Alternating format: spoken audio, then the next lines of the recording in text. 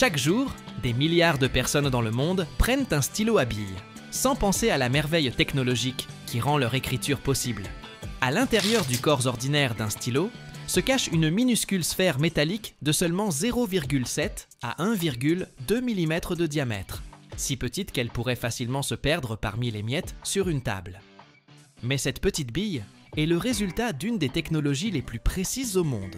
Un processus si complexe que seules quelques usines sur la planète peuvent se les produire avec la qualité requise.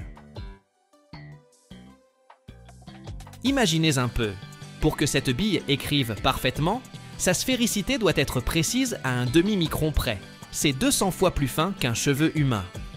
La moindre petite irrégularité transformerait une écriture fluide en de douloureuses rayures sur le papier. Alors, comment crée-t-on cette perfection miniature ? Tout commence par le choix du matériau. Les meilleures billes sont fabriquées en carbure de tungstène, un matériau 10 fois plus dur que l'acier. Ce métal est si dense qu'un centimètre cube pèse près de 16 grammes, plus que le plomb. C'est cette dureté extraordinaire qui permet à la bille de résister à des millions de rotations sans s'user. La production débute avec une poudre de carbure de tungstène dont les particules mesurent environ 1 micron. Pour obtenir la matière première, la wolframite ou la schellite, on la broie, on la lave et on l'enrichit. Ensuite, ce concentré est dissous dans une solution alcaline ou saline. On y ajoute des substances pour la précipitation. On filtre, on rince, on sèche. Et après toutes ces manipulations, on obtient une poudre de tungstène métallique grise.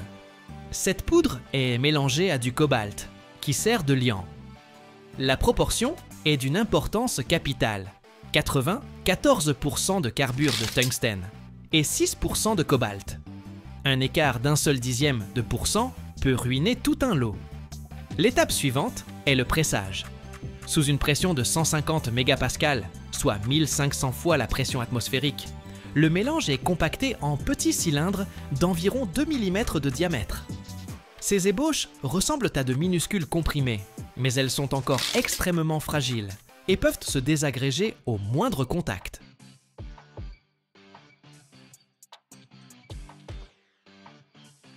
La véritable transformation a lieu dans le four de frittage. À une température de 1420 degrés Celsius, plus chaud que la lave d'un volcan, les particules de poudre fusionnent pour former un matériau solide et incroyablement dur. Le processus dure 6 heures sous une atmosphère d'hydrogène pour empêcher l'oxydation. Les pièces sortent du four d'un gris foncé, réduites de 20% en taille, mais avec une densité de 14,9 grammes par centimètre cube. Maintenant commence la partie la plus complexe, la création d'une sphère parfaite. D'abord, les cylindres sont découpés en cubes précis d'1 mm de côté. Ensuite, ces cubes sont placés dans des machines spéciales où 2 disques en matériaux ultra durs tournent l'un contre l'autre à une vitesse de 200 tours par minute. Entre eux, des centaines de petits cubes qui s'usent progressivement et prennent une forme arrondie.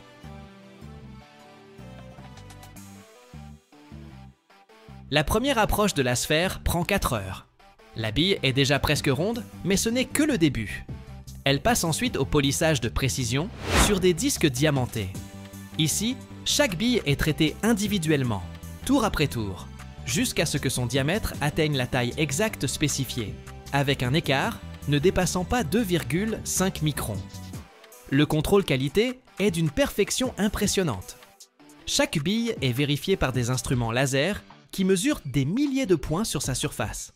La sphéricité, la finesse, le diamètre, tout doit répondre à des normes strictes. La moindre petite bosse ou creux entraîne le rejet. Les statistiques de production sont stupéfiantes. Une usine moderne peut produire jusqu'à 50 millions de billes par mois. La vitesse de traitement aux étapes finales atteint 2000 billes par minute. Et le taux de rebut est inférieur à 1/100 de pourcent, ce qui signifie que sur 1 million de billes, moins de 100 sont rejetées. Il est intéressant de noter que les plus grands producteurs de billes se trouvent en Suisse et au Japon, des pays réputés pour leur ingénierie de précision. L'entreprise suisse Caran d'Ache produit des billes si précises qu'elles sont utilisées non seulement pour les stylos, mais aussi dans l'industrie aérospatiale et les instruments médicaux.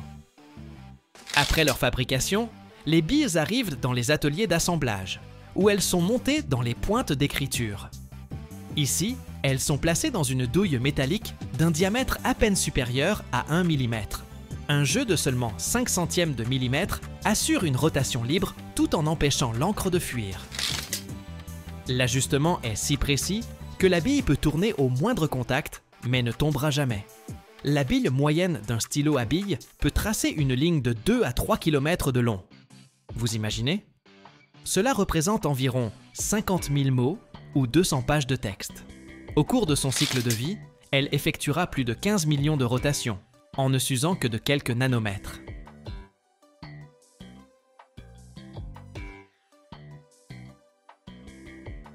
La technologie de production des billes est si complexe et coûteuse que de nombreux fabricants de stylos achètent simplement des billes prêtes à l'emploi auprès d'entreprises spécialisées.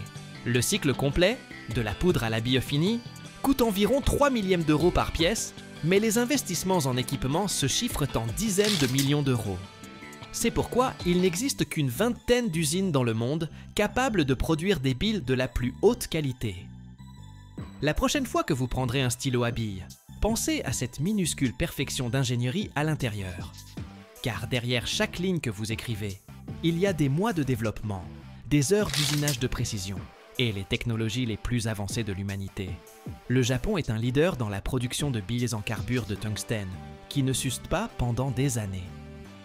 Les billes japonaises sont même utilisées dans les stylos européens de luxe.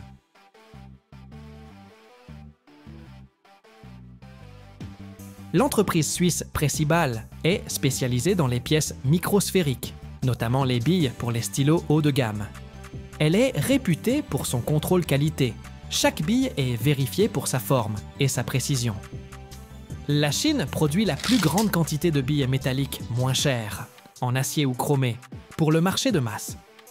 Souvent, les billes chinoises sont achetées par d'autres pays pour assembler des stylos bon marché sous leur propre marque. Jetons un coup d'œil à leurs ateliers de production. D'énormes fils métalliques, en acier inoxydable ou à faible teneur en carbone, sont introduits dans des machines automatiques. Là, des lames spéciales coupent rythmiquement des morceaux identiques, semblables à de minuscules cylindres. Ce crissement métallique monotone, c'est comme le pouls de la production.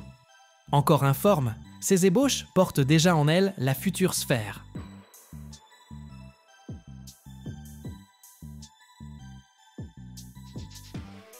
Les cylindres passent sous des presses à estamper qui, en quelques frappes, leur donnent la forme de billes brutes.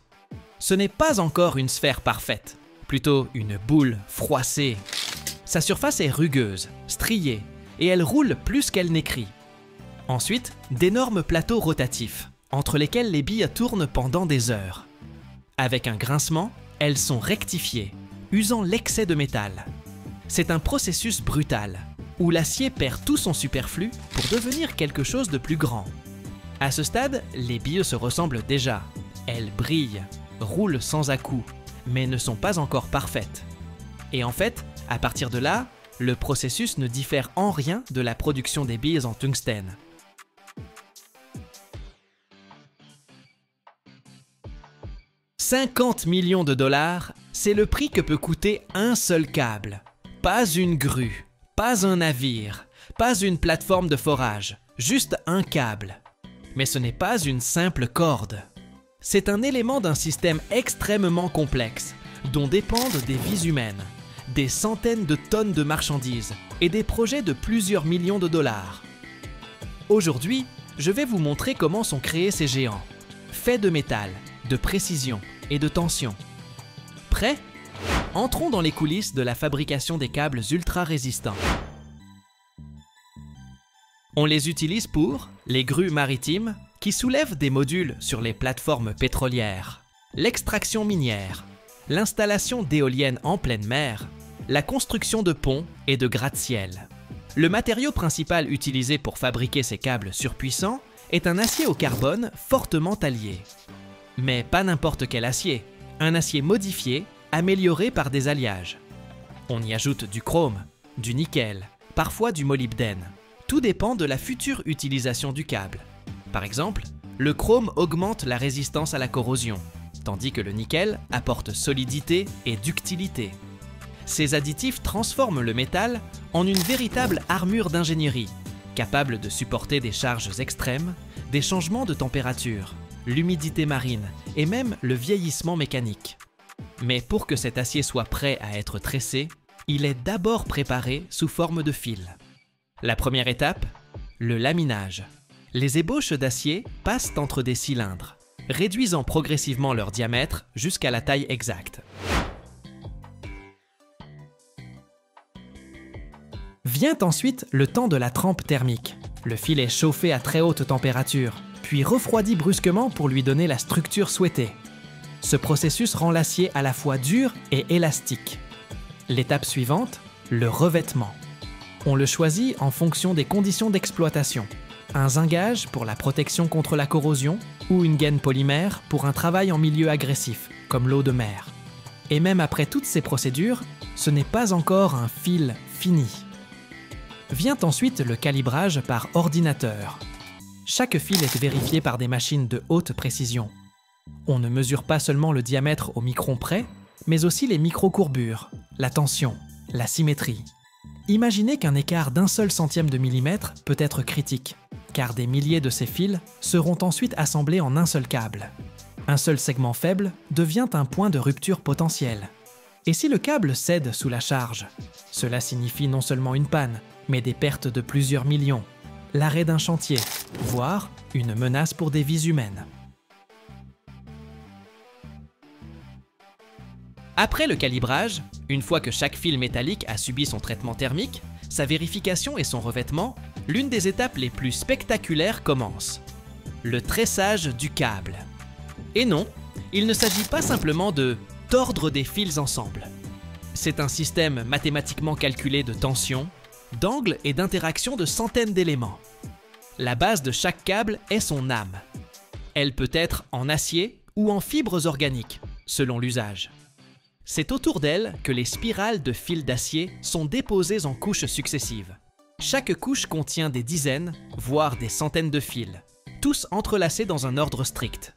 L'objectif principal est de répartir la charge uniformément sur toute la longueur et d'éviter les points faibles. Chaque câble a sa propre configuration, l'angle de torsion, le nombre de couches, la forme du profil. Pour plus de flexibilité, on utilise plus de fils fins. Pour plus de rigidité, moins, mais plus épais. Par exemple, un câble destiné à lever des équipements de forage doit résister non seulement à la traction, mais aussi à la torsion. Sa construction est donc bien plus complexe. Le tressage se fait sur de gigantesques machines carrousel. Elles tournent lentement, tout en tirant les fils de dizaines de bobines. Une seule de ces machines peut assembler un câble de plus de 100 mètres de long. En même temps, chaque fil est tendu, avec une force précisément définie. Un système automatique régule cette tension en temps réel. Si un seul fil est tordu, trop tendu, ou, au contraire, lâche, le câble peut perdre de sa résistance ou ne pas passer la certification. Tout le processus de tressage est accompagné d'une surveillance continue. Des capteurs enregistrent même les vibrations. En cas de défaillance, l'automate s'arrête. Le contrôle humain est minimal ici. Des spécialistes surveillent simplement la synchronisation générale et n'interviennent qu'en cas de situation anormale. Ce qui est intéressant, c'est que certains câbles ont une structure composite, une couche extérieure avec une isolation polymère ou un revêtement ignifuge, et à l'intérieur, des âmes métalliques aux propriétés différentes. On utilise ces câbles dans les grues de pompiers, le matériel militaire, ou même sur les plateformes spatiales.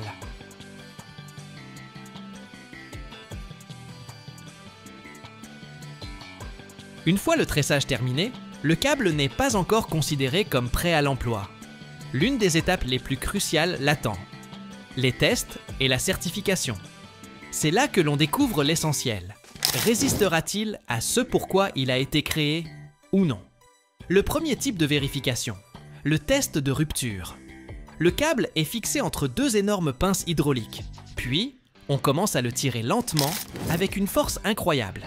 On ne parle pas de tonnes, mais de centaines de tonnes de charge, qui augmentent progressivement.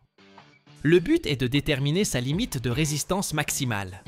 Idéalement, le câble doit supporter une force 3 à 5 fois supérieure à celle qu'il devra porter dans des conditions réelles. Mais supporter la charge ne suffit pas. Il faut aussi un test de fatigue. Le câble est tendu et relâché à plusieurs reprises, simulant des cycles de travail réels, par exemple sur une grue de chantier ou une plateforme de forage. Sur des centaines de cycles, on étudie l'apparition éventuelle de micro-fissures, de déformations ou de changements de structure. On effectue également des tests de torsion séparée. Le câble est fixé et soumis à une rotation. C'est important pour les modèles qui travaillent en suspension, ou là où le vecteur de force change constamment. Si le câble se détord, s'effiloche ou se casse de l'intérieur, c'est un défaut. Une autre étape critique, les tests environnementaux. Le câble est immergé dans de l'eau salée, refroidi à moins 40 degrés Celsius, ou, au contraire, chauffé à 100 degrés. Certains subissent des tests de résistance aux rayons ultraviolets, aux produits chimiques ou même au feu. Car dans le cas des grues maritimes ou des mines, les conditions d'exploitation sont extrêmes. Et après tout cela, seuls quelques câbles obtiennent des certificats de niveau international. Par exemple, le Lloyd's Register ou le DNV-GL. Ces documents attestent que le câble peut être utilisé dans la construction navale, sur les plateformes pétrolières ou dans l'industrie de la défense. Chaque câble porte un numéro individuel, lié au protocole de test. Dans certains cas, on indique même son pedigree, c'est-à-dire de quelle usine métallurgique provient l'acier de chaque fil. Quand le câble a passé tous les tests, il est enroulé en d'immenses bobines, de 20, 50, voire 100 mètres, et transporté sur des plateformes spéciales. Une seule de ces bobines pèse plusieurs tonnes. Sur site, le câble est monté avec une précision millimétrique, à l'aide de grues hydrauliques, de systèmes d'alignement et de spécialistes qui supervisent chaque étape.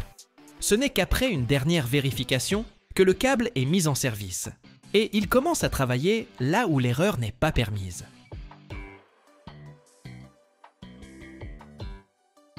Chaque minute dans le monde, plus de 20 transformateurs sont mis en service, des plus minuscules aux géants pesant des centaines de tonnes.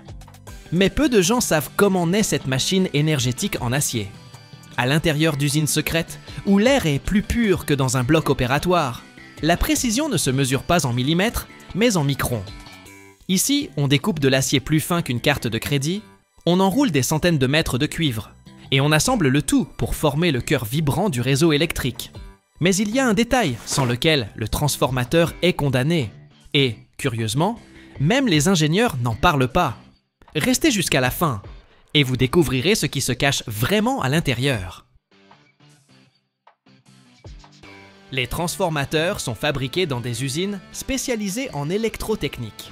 Ce sont d'immenses complexes industriels, où la pureté de l'air est aussi cruciale que la précision au micromètre près. Ces usines sont réparties dans le monde entier, mais certains pays sont leaders. L'Allemagne, les États-Unis, la Chine, la Turquie, la Corée du Sud. Ce sont généralement des entreprises à intégration verticale. On y conçoit, on découpe l'acier, on bobine les enroulements, on remplit d'huile et on teste les produits, tout sur un seul et même site. Dans les grandes usines de transformateurs, tout commence au bureau d'études. C'est ici, derrière les écrans d'ordinateur, que les ingénieurs créent le cœur du futur géant.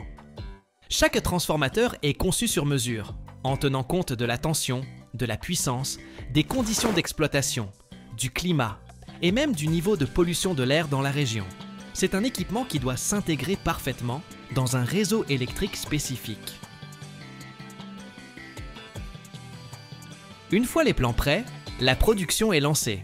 Dans la même usine, dans les ateliers adjacents, on commence à préparer les composants.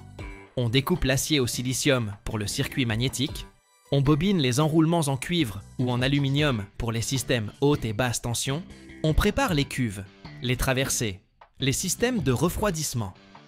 Avoir tout cela sur un seul site est un avantage énorme, car moins il y a de chaînes d'approvisionnement, moins il y a de risques de retard ou d'erreur. Et aussi, l'équipe est soudée. L'ingénieur qui a conçu le transformateur peut à tout moment se rendre dans l'atelier pour vérifier comment sa machine est assemblée. Le circuit magnétique du transformateur commence avec de l'acier électrique à grains orientés, laminé à froid, un matériau spécial à haute perméabilité magnétique.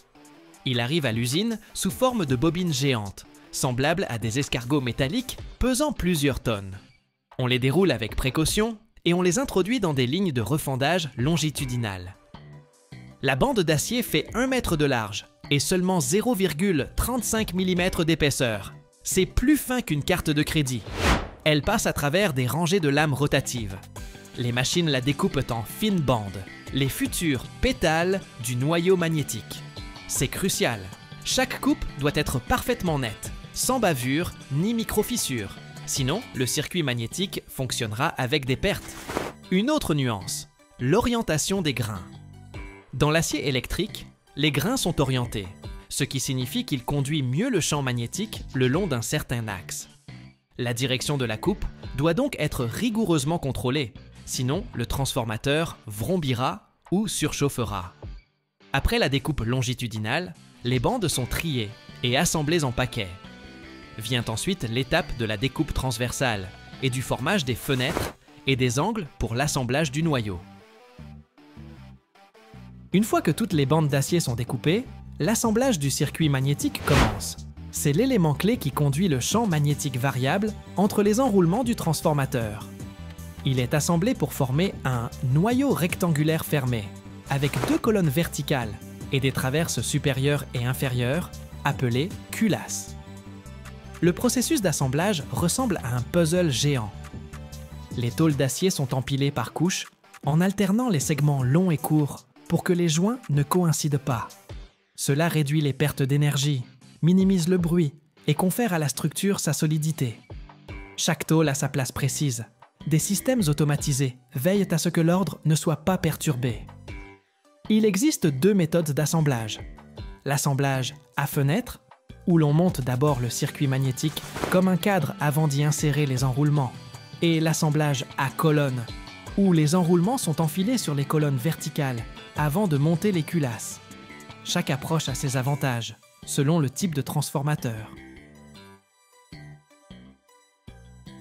Pour rendre la structure aussi dense que possible, les couches sont compactées à l'aide de presses vibrantes.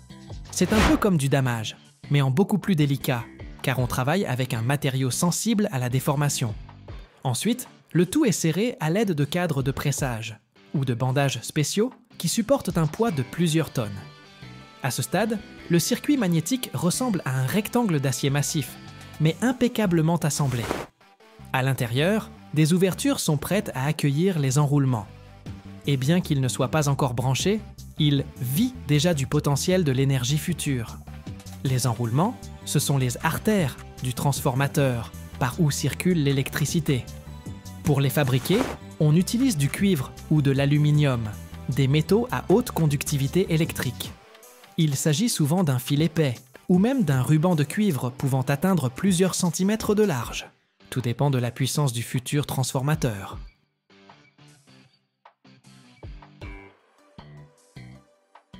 Le processus commence par le dévidage du fil depuis des bobines spéciales. Il est acheminé vers des machines à bobiner, des machines de haute précision capables de former des centaines de spires avec une exactitude micrométrique. Le bobinage peut être cylindrique, c'est-à-dire en plusieurs couches circulaires, ou en galette, sous forme de crêpes aplaties. Les ingénieurs calculent à l'avance la forme et le nombre de spires, pour que le transformateur ait les caractéristiques électriques requises. Tension, courant, inductance. Entre chaque couche, on intercale obligatoirement une isolation, en papier, en vernis ou en carton pressé. Le tout est imprégné d'un composé spécial qui, après séchage, se transforme en un revêtement protecteur solide. Une telle structure supporte non seulement des températures élevées, mais aussi des tensions de plusieurs dizaines de milliers de volts. À ce stade, le travail manuel est souvent nécessaire. Par exemple, pour poser les cales, aligner les spires ou souder le début et la fin de l'enroulement.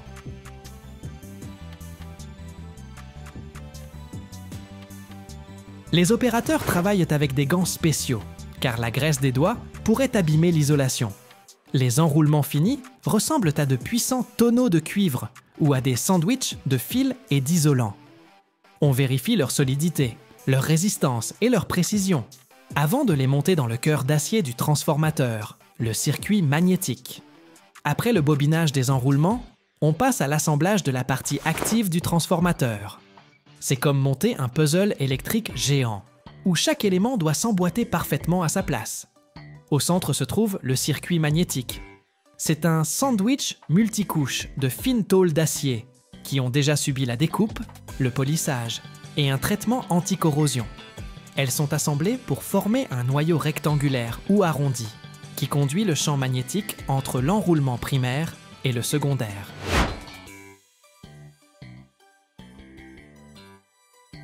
Les enroulements sont enfilés sur les colonnes verticales du circuit magnétique.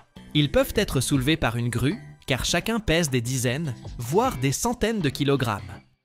Entre les enroulements et le circuit magnétique, on laisse des espaces qui seront ensuite comblés par des cales isolantes ou de la résine. Cela protège le transformateur des courts-circuits et des surchauffes. De plus, on ménage dans toute la structure des canaux pour la circulation de l'huile ou de l'air, car le système de refroidissement doit fonctionner impeccablement. Viennent ensuite la soudure des contacts, le montage des isolateurs et des barres conductrices. Et voilà, le transformateur est presque prêt. Il n'est pas encore emballé dans sa cuve d'huile, mais il est déjà là, en cuivre, en acier, composé de millions de spires et de kilogrammes d'énergie potentielle.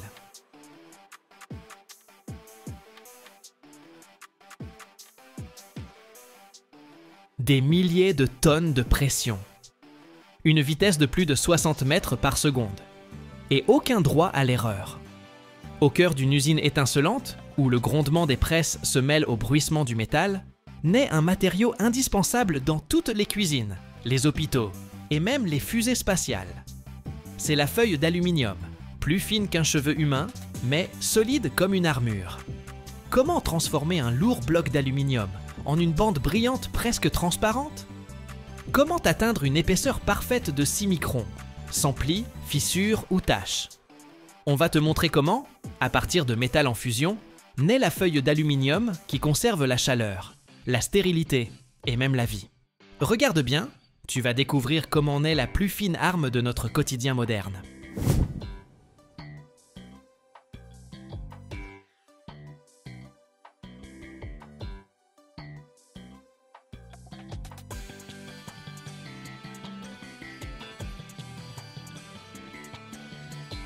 Tout commence avec un métal brillant qui a l'air d'avoir été tout juste sorti d'un lac d'argent des dieux. En réalité, c'est de l'aluminium recyclé, canettes de boisson, vieilles structures ou de la matière première issue de la bauxite. On le jette dans d'immenses fours industriels où règne une température d'environ 660 degrés, le point de fusion de l'aluminium. À l'intérieur, il ne fait pas juste chaud, c'est l'enfer. Le métal se transforme lentement en une masse liquide brillante qui ressemble à un miroir fondu. Et c'est là que la magie opère. On ajoute des alliages spéciaux, silicium, cuivre ou manganèse, pour donner à la feuille la dureté, l'élasticité et la résistance thermique nécessaires. C'est en gros la première recette de ce qu'on appellera plus tard la feuille d'aluminium parfaite.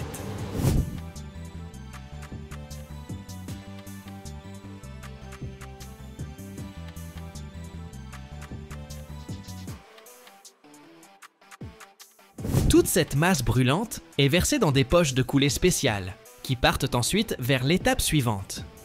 Mais avant de les laisser passer, les opérateurs prélèvent des échantillons pour s'assurer que la composition chimique est exacte, qu'il n'y a pas d'impureté dans le métal liquide et que la température est parfaite. Ce qui est cool, c'est qu'à cette étape, les systèmes automatisés entrent souvent en jeu. Des capteurs spéciaux contrôlent la température, et un logiciel envoie un signal si quelque chose ne va pas. D'énormes fours à induction peuvent contenir jusqu'à 100 tonnes de métal en une seule fois. Une seule de ces coulées, c'est des centaines de kilomètres de futures feuilles d'aluminium. Impressionnant! L'aluminium, brûlant comme le soleil, qui vient de quitter le four de fusion, ne sait pas encore ce que l'avenir lui réserve. Emballage de chocolat, casque d'astronaute ou barbecue de jardin. Mais la prochaine étape est claire, le coulage en lingots, ces gros blocs rectangulaires à partir desquels commencera le voyage vers la feuille d'aluminium.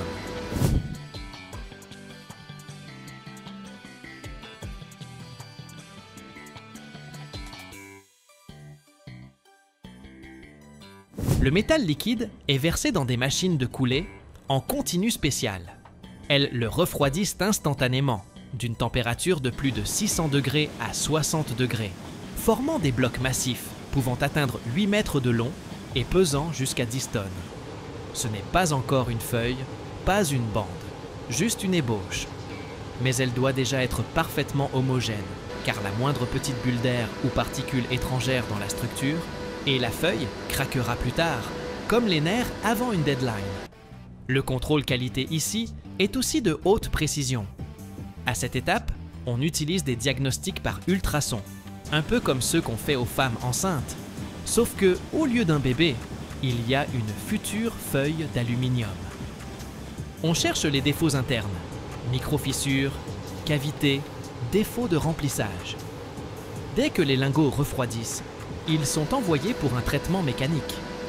On égalise la surface, on la polit, on la marque. Ils ne sont plus anonymes. Chaque lingot a son numéro, son histoire et ses caractéristiques.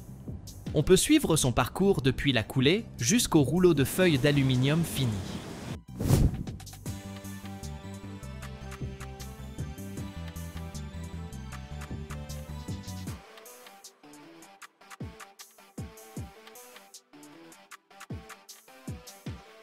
Et pendant qu'un lingot part au laminage, un autre est déjà en train de naître. La coulée ne s'arrête jamais, 24 heures sur 24, 7 jours sur 7, sans pause ni jour férié. Car le monde a besoin de feuilles d'aluminium pour cuire les patates au four, conserver les médicaments et dans certains cas, pour réfléchir les rayons du soleil en orbite terrestre. Alors, le géant d'aluminium part se reposer, mais pour très peu de temps. La première vraie épreuve l'attend, le laminage à chaud. Le lingot est chauffé à nouveau, cette fois-ci jusqu'à 400 degrés Celsius. Il n'est pas encore fondu, mais déjà malléable, comme de la pâte à ravioli. Après ça, il passe à travers d'énormes laminoirs, des cylindres d'acier, grands comme une pièce, qui le compressent avec une force gigantesque, transformant le bloc encombrant en une longue bande brillante. C'est un peu comme étaler de la pâte avec un rouleau à pâtisserie, sauf que le rouleau tourne à une vitesse allant jusqu'à 100 mètres par minute. Et la force de pression, c'est des centaines de tonnes.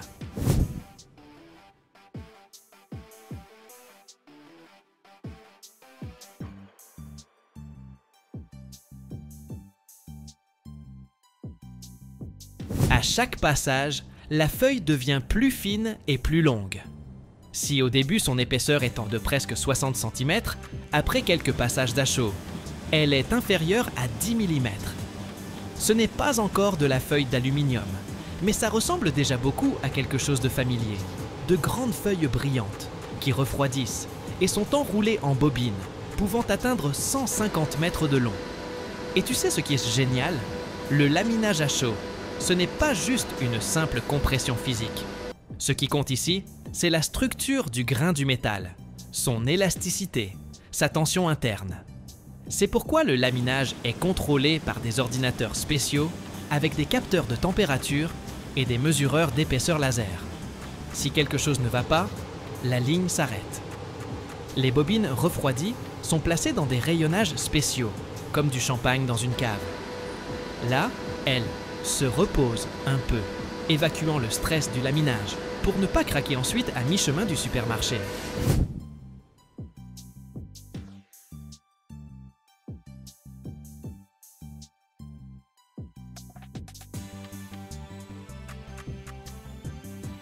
Après le laminage à chaud, la bobine d'aluminium ressemble à une tôle de toit de supermarché. Rugueuse, même si elle brille. Mais tu ne peux pas encore appeler ça de la feuille d'aluminium. Il faut la magie de la précision. Et cette magie, c'est le laminage à froid qui l'a créée. Cette fois, on ne réchauffe pas le métal.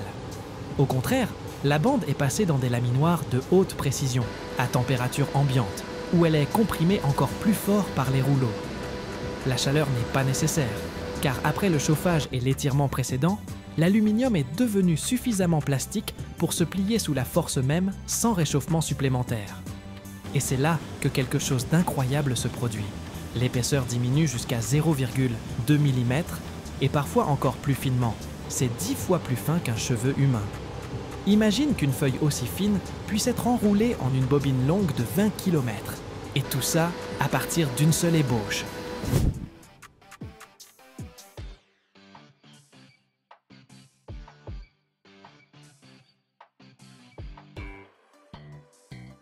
Le processus ressemble à un jeu délicat entre les rouleaux d'acier et le métal fragile.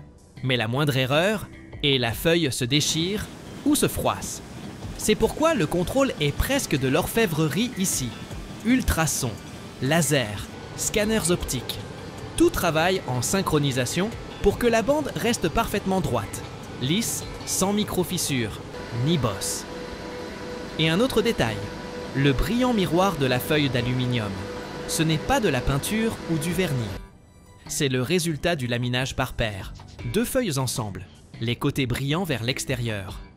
Celles qui sont en contact avec les rouloirs deviennent mates et les extérieures brillantes. Ensuite, on les sépare simplement. D'ailleurs, c'est précisément dans ce processus que naissent la feuille d'aluminium ménagère, l'emballage pharmaceutique, la feuille pour les yaourts, le chocolat, le café, et aussi la feuille isolante pour l'espace et les voitures électriques. Tout ça, c'est le même matériau, juste traité et coupé différemment. Et dès que la feuille atteint l'épaisseur voulue, elle est trempée dans des fours pour éliminer les tensions internes et préparée pour l'étape finale, la découpe et l'emballage.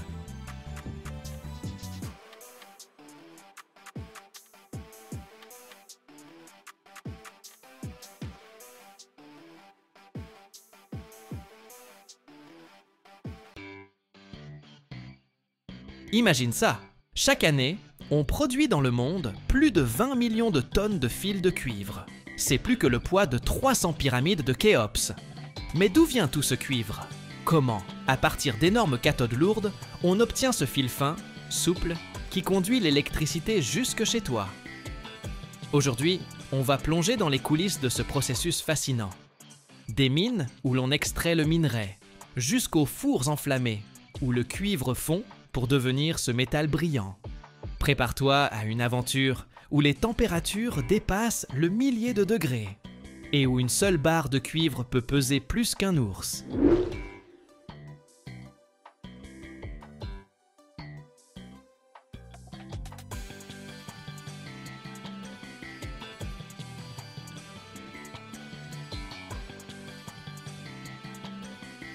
Prenons une référence.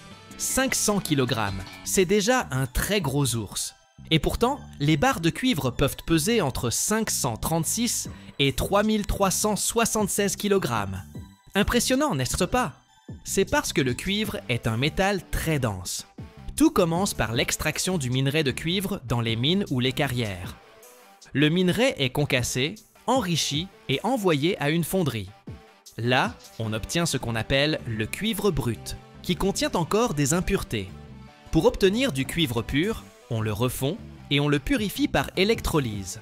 Le cuivre est dissous dans de l'acide, puis précipité sur des plaques métalliques spéciales, les cathodes. Ces cathodes de cuivre ont une forme rectangulaire, plusieurs centimètres d'épaisseur et pèsent en eau des centaines de kilogrammes. On les empile, on les attache avec des bandes métalliques ou on les emballe sur des palettes en bois. Ensuite, elles sont chargées dans des camions, des wagons de train ou des conteneurs pour le transport maritime. Tout dépend de la distance et de l'emplacement de l'usine.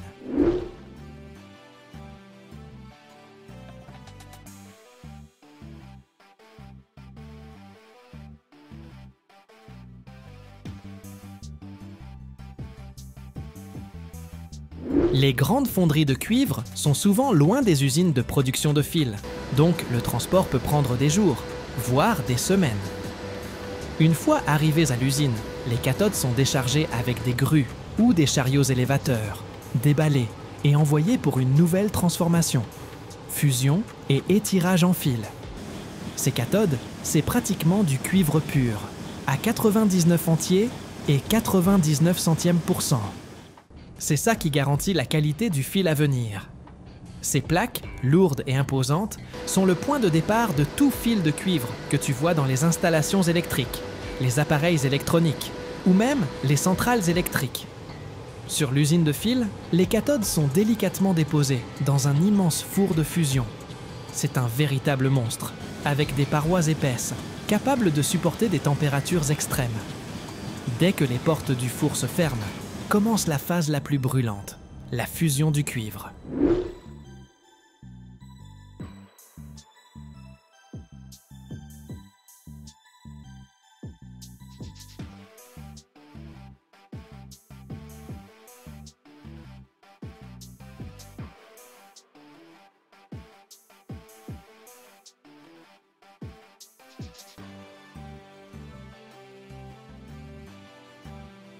À l'intérieur du four, la température grimpe à plus de 1000 degrés Celsius, 10 fois plus qu'un four domestique, qui atteint au maximum 250 degrés.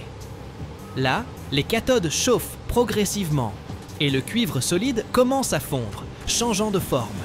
D'imposantes plaques lourdes, il devient un liquide brillant, incandescent, comme de la lave en fusion ou du verre doré.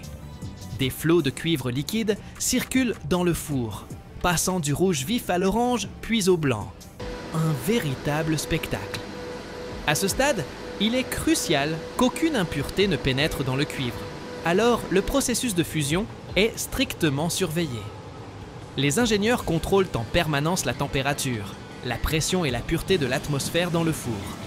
Si nécessaire, on ajoute des substances spéciales, des flux, pour éliminer les dernières impuretés et les scories.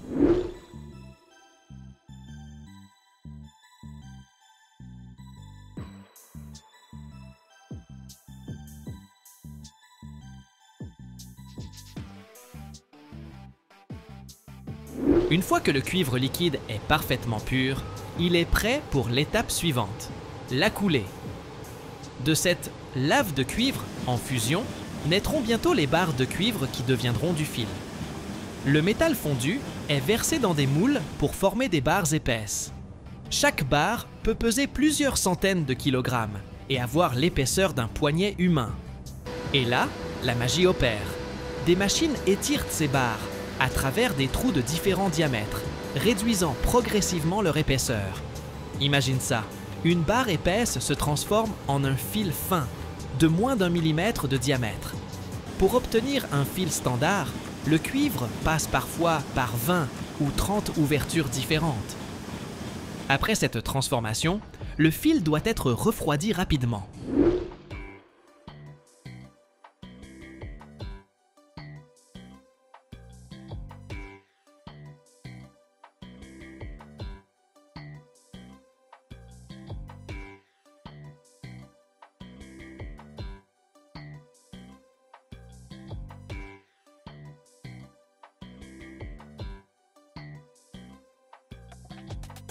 Dès que le fil brûlant sort de la machine de tréfilage, il est immédiatement aspergé d'eau froide.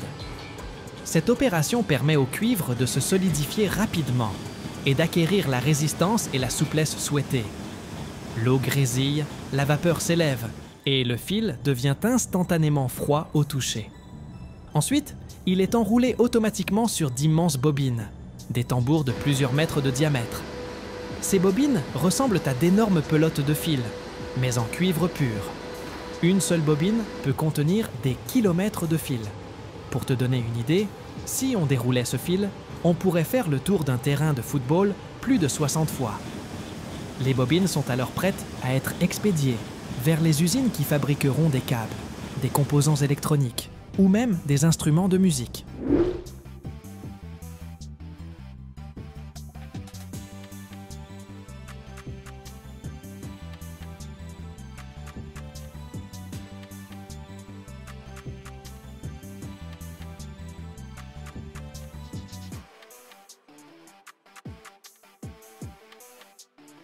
Chaque année, plus de 20 millions de tonnes de fils de cuivre sont produites dans le monde. À partir d'un seul kilogramme de cuivre, on peut fabriquer 40 mètres de fil standard.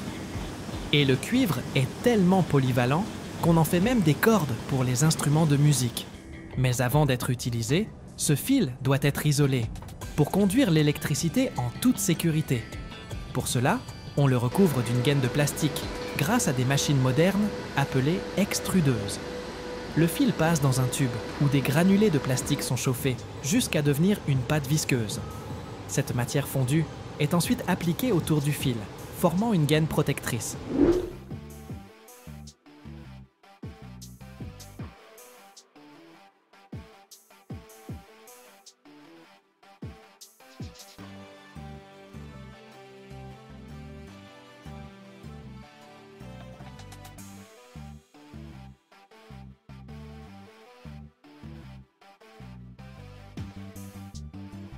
Le résultat? Un fil parfaitement isolé, avec une gaine lisse et uniforme. La couleur de cette gaine peut varier: noir, blanc, jaune, bleu, vert. Tout dépend de l'usage prévu et des normes de sécurité. Le fil isolé passe ensuite par une cuve d'eau froide pour durcir rapidement. Des capteurs vérifient en continu l'épaisseur de l'isolant, détectant la moindre fissure ou imperfection. Les bobines de fil isolé sont alors marquées avec les informations essentielles: fabricant, tension, caractéristiques techniques. Elles sont enfin prêtes pour être expédiées aux entrepôts, aux magasins ou directement aux clients. Et voilà comment le cuivre, extrait des profondeurs de la Terre, devient ce fil brillant et flexible qui alimente tes appareils et tes installations électriques.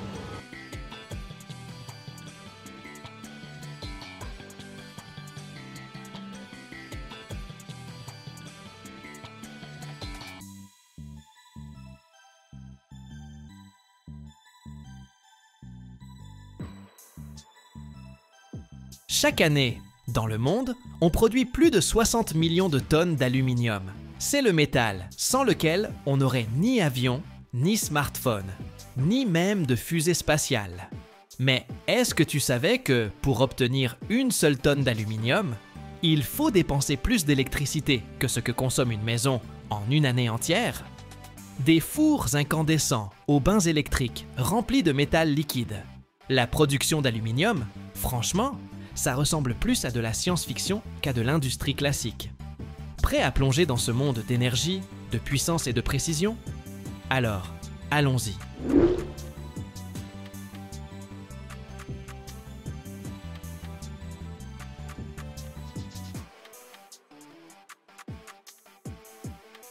La production d'aluminium, ça commence par l'extraction de la bauxite, qui est le minerai d'aluminium le plus courant dans la nature.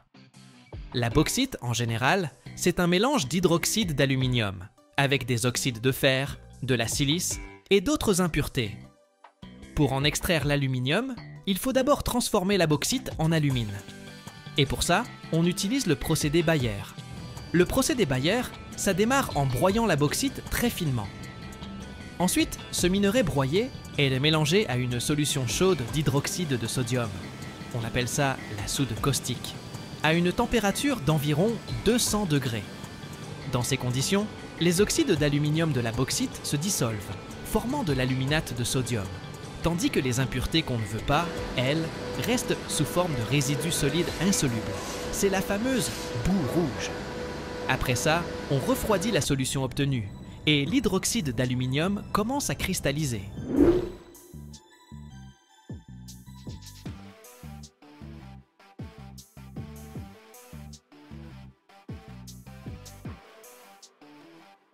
Ces cristaux, on les filtre et on les lave bien. Ensuite, on les chauffe à très haute température, autour de 1000 degrés, dans des fours spéciaux pour éliminer toute l'eau. Ce qui reste à la fin, c'est de l'alumine pur, une poudre blanche qui est la matière première essentielle pour l'étape suivante, l'électrolyse, qui va nous donner l'aluminium métal. L'électrolyse, c'est le processus clé dans la production d'aluminium, celui qui transforme l'alumine en aluminium métallique. Ça se passe dans des cuves d'électrolyse spéciales, remplies de cryolite fondu. La cryolite, elle sert de solvant pour l'alumine. Elle permet surtout d'abaisser la température de fusion de l'alumine de plus de 2000 degrés à environ 950 degrés, ce qui rend le processus beaucoup moins gourmand en énergie. C'est déjà ça. On ajoute donc l'alumine à la cryolite fondue dans la cuve, où elle se dissout. Puis, on fait passer un courant électrique super puissant à travers ce bain fondu. L'électrolyse va alors casser les molécules en leurs composants, l'aluminium et l'oxygène.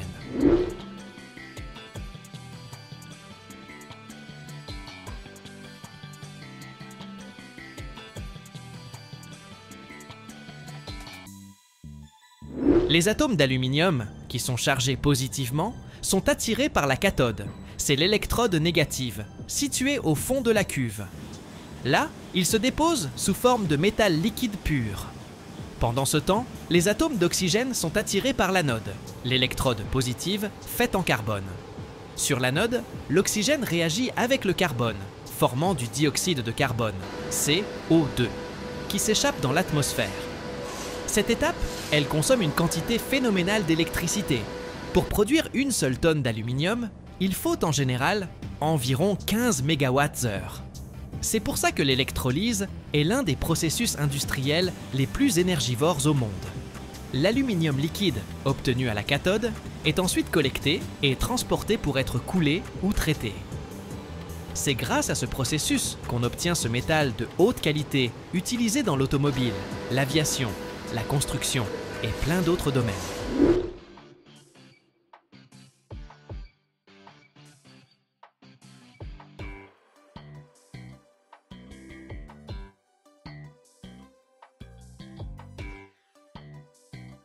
L'aluminium qui sort de l'électrolyse contient encore quelques impuretés, comme du fer, du silicium et d'autres éléments qui pourraient affecter ses propriétés et limiter son utilisation.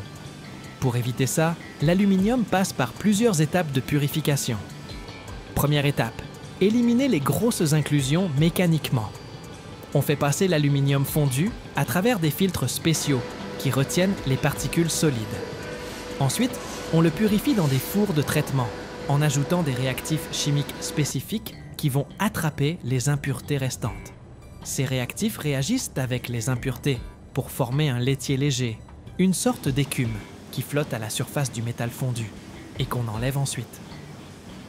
Deuxième étape, le dégazage.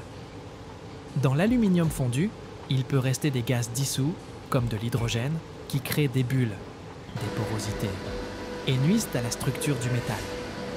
Pour virer ces gaz, on fait barboter des gaz inertes, comme l'argon, à travers le métal liquide, ou alors on met le bain sous vide. Ce processus assure une structure bien homogène et augmente la résistance du matériau.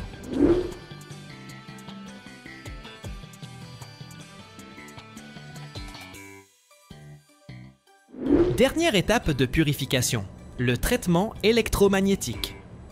L'aluminium fondu est soumis à un champ magnétique qui aide à répartir uniformément les particules et améliore encore la qualité du métal.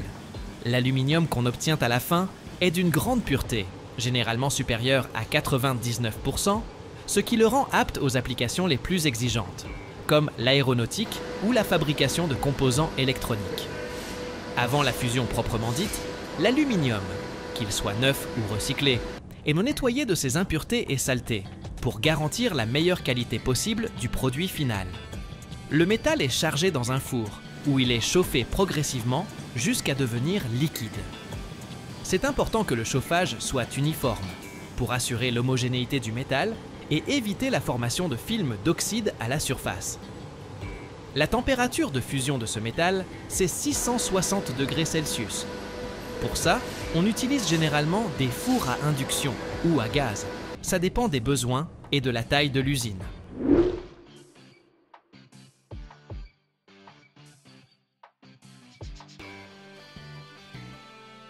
Pendant la fusion, on fait super gaffe à la sécurité. L'aluminium réagit facilement avec l'oxygène de l'air, formant une couche d'oxyde qui peut altérer ses propriétés. Donc, pour protéger le métal fondu de l'air ambiant, on utilise souvent des gaz inertes, comme l'argon, qui crée une atmosphère protectrice dans la chambre de fusion. Ça permet de minimiser les pertes de métal et d'améliorer sa qualité. Malin! Une fois que l'aluminium est complètement liquide, on le maintient à cette température jusqu'au moment de l'utiliser pour le coulage ou d'autres étapes de transformation. Le métal fondu est ensuite versé dans des moules pour créer des lingots, qui serviront pour des opérations ultérieures, comme l'extrusion, le laminage ou la fabrication de pièces moulées.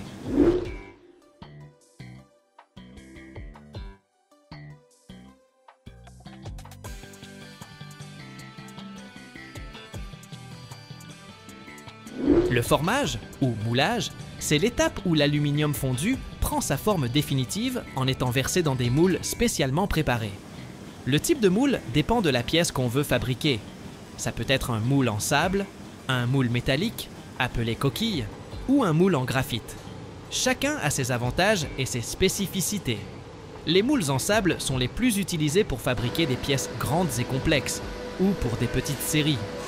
On mélange du sable avec des liants pour créer un moule capable de résister aux températures élevées du métal fondu. Les pièces coulées comme ça ont une surface assez rugueuse qui demande souvent une finition supplémentaire. Les moules métalliques, ou coquilles, sont faits en métal, comme l'acier ou la fonte, et servent à produire un grand nombre de pièces identiques. Ils garantissent une grande précision et une surface lisse au produit fini. C'est idéal pour les pièces utilisées dans l'automobile ou l'aéronautique, par exemple. Les moules en graphite, eux, sont utilisés pour fabriquer des pièces qui exigent une précision extrême ou une géométrie très complexe, comme dans l'électronique ou pour des composants spéciaux. Le graphite conduit mal la chaleur, ce qui permet de contrôler très finement la vitesse de refroidissement du métal.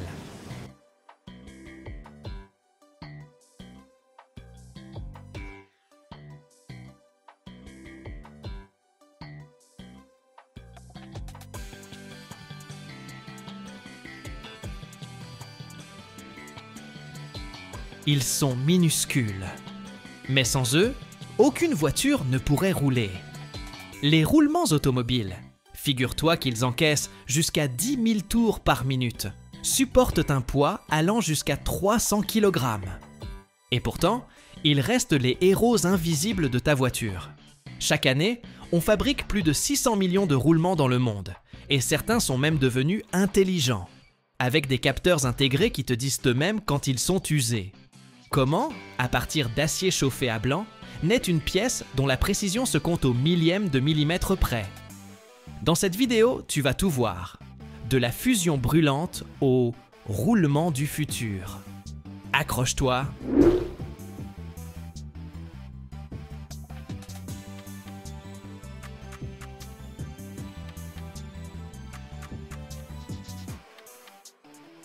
Les roulements. Ils bossent dans des conditions super difficiles. Ils doivent supporter une pression énorme, le poids de la voiture, des rotations ultra rapides et même une météo pourrie. Donc, tu t'en doutes, fabriquer cette pièce, ça demande une précision de fou et les meilleurs matériaux possibles. La qualité du processus de fabrication, ça ne détermine pas seulement la qualité de la pièce elle-même, mais aussi la sécurité de la voiture et le confort du conducteur. C'est pas rien. Tout commence avec des fours industriels gigantesques, chauffés à des températures qu'on a du mal à imaginer, plusieurs milliers de degrés Celsius. Des blocs de métal brut, généralement de l'acier, sont enfournés là-dedans. Ils commencent alors à fondre doucement, se transformant en un métal liquide brûlant, brillant. On dirait presque de l'or liquide. Ce processus, c'est la fusion. Et son but principal, c'est de virer toutes les impuretés du métal pour le rendre le plus pur et le plus résistant possible. Pendant la fusion, on ajoute des éléments chimiques spéciaux, comme du chrome ou du nickel, qui améliorent les propriétés de l'acier, sa dureté, sa résistance à l'usure et sa capacité à encaisser de fortes pressions. Tout le processus est contrôlé par des spécialistes hyper expérimentés, parce que le moindre petit écart de température ou de composition, ça peut flinguer la qualité du produit fini.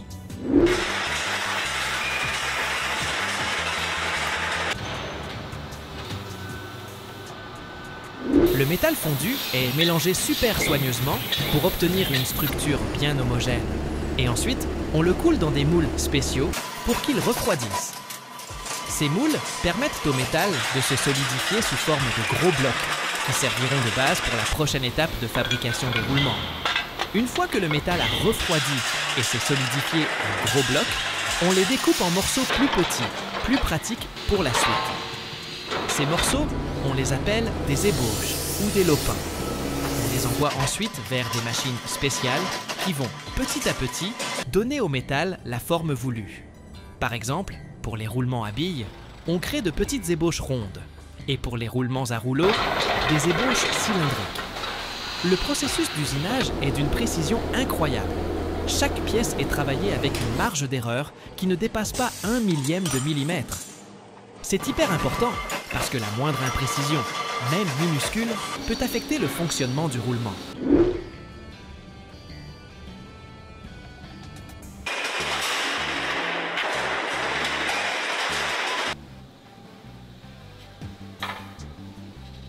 Après la mise en forme, c'est l'étape de la rectification.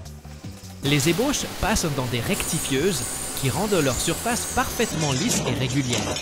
Ce qui est crucial, c'est que chaque bille ou chaque rouleau soit impeccablement rond. Ça garantit que la charge est répartie uniformément. À ce stade, les billets sont rectifiés plusieurs fois, puis polis jusqu'à briller comme un miroir. Le traitement final rend la surface tellement lisse que même au microscope, c'est difficile de trouver le moindre défaut. Pour que les roulements soient super costauds et capables de supporter des charges élevées, on leur fait subir un traitement thermique. On chauffe les pièces dans des fours spéciaux jusqu'à environ 850 degrés Celsius. Puis, on les refroidit très vite dans de l'huile ou de l'eau. Ce processus, ça s'appelle la trempe. Juste après, on les réchauffe une nouvelle fois, mais à une température plus basse, autour de 150 ou 200 degrés. Cette étape, qu'on appelle le revenu, ça permet de réduire les tensions internes dans le métal et de le rendre plus durable, plus résistant dans le temps.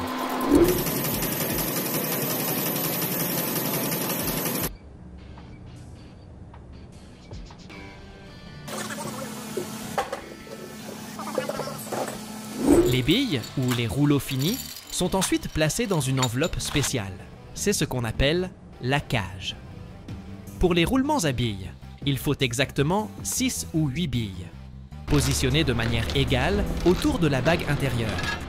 La cage est fabriquée dans un métal spécial qui protège les billes contre les chocs et les dommages. Pour réduire la friction et éviter l'usure entre les surfaces, on ajoute un lubrifiant. Ça peut être une huile spéciale ou une graisse épaisse. Après ça, le roulement est scellé avec des joints d'étanchéité pour que le lubrifiant ne s'échappe pas et que la saleté ne puisse pas rentrer. Avant d'envoyer le roulement au client, on le vérifie sous toutes les coutures. On teste sa résistance à l'usure, sa solidité et la précision de son fonctionnement. Par exemple, chaque roulement doit pouvoir supporter une charge de plus de 300 kg et tourner impeccablement à des vitesses allant jusqu'à 10 000 tours par minute. C'est du sérieux.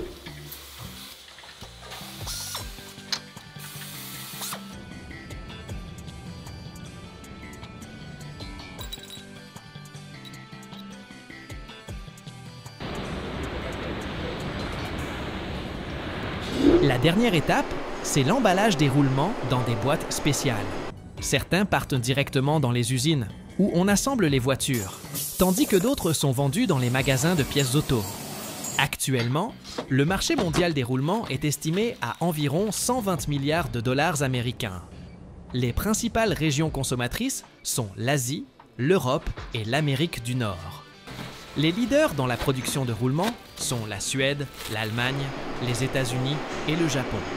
Aux États-Unis seulement, on produit plus de 600 millions de roulements chaque année, ce qui couvre les besoins de l'industrie automobile, aéronautique et d'autres secteurs industriels.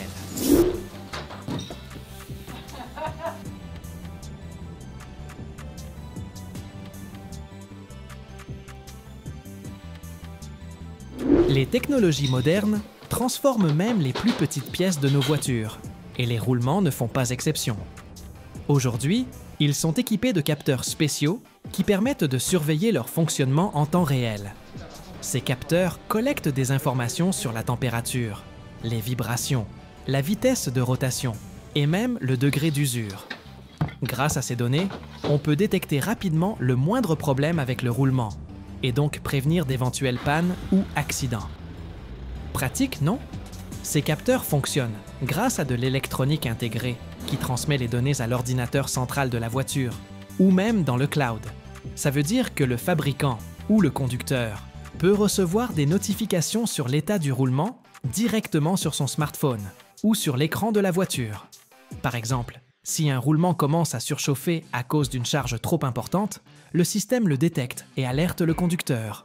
En plus, ces innovations aident à optimiser l'utilisation des lubrifiants, ce qui prolonge la durée de vie des roulements.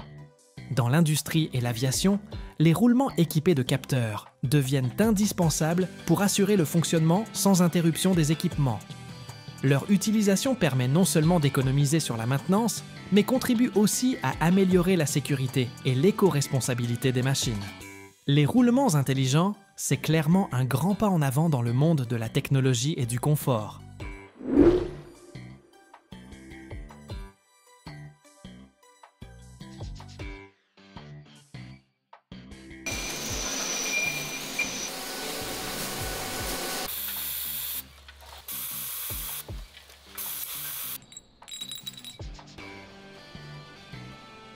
Même si on trouve les roulements intelligents, surtout dans l'automobile, ils sont aussi utilisés dans l'aviation, l'agriculture et même dans les éoliennes.